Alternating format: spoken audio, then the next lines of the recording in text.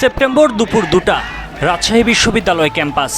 জুমার নামাজ শেষে কেন্দ্রীয় মসজিদের সামনে থেকে বের হয় একটি মিছিল, যেখানে শিক্ষার্থীদের মুখে পোষ্য কোটার বিরুদ্ধে ডাইরেক্ট অ্যাকশন, ভিক্ষা কোটার বিরুদ্ধে ডাইরেক্ট অ্যাকশন, ভিক্ষা লাগলে ভিক্ষা নে, পোষ্য কোটার কবর দে, আলী রায়হান মুগ্ধ, শেষ হয়নি যুদ্ধ সহ পোষ্য কোটা বিরোধী নানা স্লোগান শোনা যায়।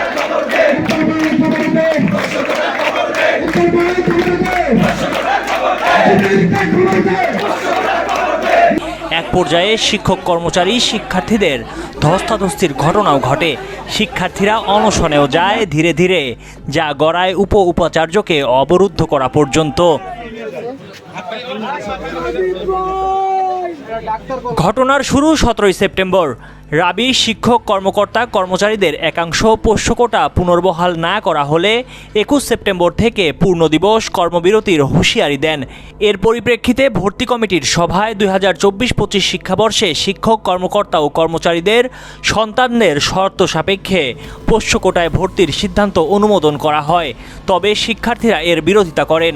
এর আগে গত 2 জানুয়ারি শিক্ষার্থীদের আন্দোলনের মুখে উপাচার্য সালেহ হাসান নকিব পোষ্য কোটা বাতিলের ঘোষণা করেছিলেন। 20 সেপ্টেম্বর উদ্ভূত পরিস্থিতিতে রাত 9:45টার দিকে সহ উপাচার্য সহ অন্যান্য শিক্ষকদের লাঞ্ছিত করার সঙ্গে জড়িত ব্যক্তিদের দৃষ্টান্তমূলক শাস্তির দাবিতে 21 সেপ্টেম্বর কর্মবিরতির ডাক দেন বিশ্ববিদ্যালয়ের জাতীয়তাবাদী শিক্ষক ফোরামের সভাপতি আব্দুল আলিম। সংবাদ সম্মেলনে তিনি বিশ্ববিদ্যালয়ের সকল কর্মকর্তা কর্মচারীও কর্মবিরতিতে থাকবেন বলে উল্লেখ করেন। এদিকে অস্থিতিশীল পরিস্থিতির মুখে প্রাতিষ্ঠানিক সুবিধা পোষ্য কোটা নিয়ে বিশ্ববিদ্যালয়ে ভর্তির কার্যক্রম স্থগিত ঘোষণা করেছে রাজশাহী বিশ্ববিদ্যালয়। বিশ্ববিদ্যালয়ের ভেরিফাইড ফেসবুক পেজের মাধ্যমে এ তথ্য জানানো হয়। তবে শিক্ষার্থীরা বলছেন স্থগিত নয়, পোষ্য কোটা বাতিলের দাবি জানাচ্ছেন তারা।